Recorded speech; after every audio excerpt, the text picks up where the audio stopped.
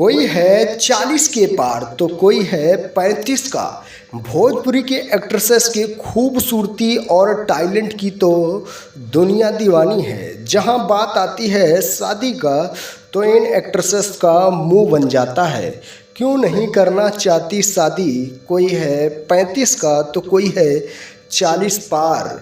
देखिए, भोजपुरी में ज़्यादातर ये ट्रेंड फिल्मों में देखने को मिल रहा है। समाज में शादी के बारे में लोग कम सोच रहे हैं, पहले अपने करियर पे फोकस कर रहे हैं।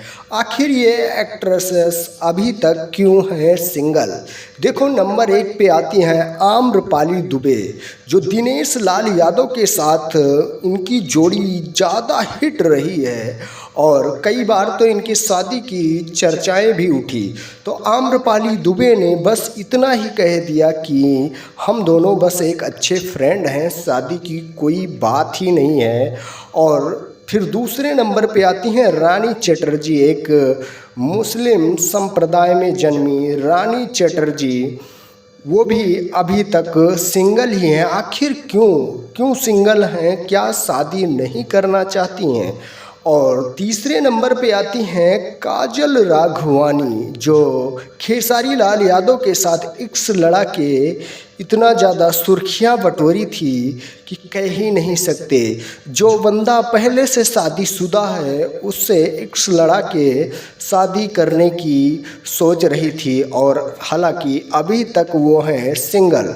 और नंबर 4 पे आती हैं भोजपुरी अभिनेत्री अक्षरा सिंह, जिसको भोजपुरी इंडस्ट्री की शेरनी कहा जाता है।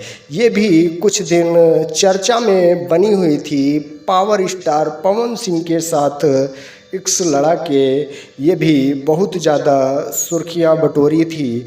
तो आखिर ये एक्ट्रेसेस अभी तक कुंवारी क्यों हैं? क्यों नहीं करना चाहती शादी?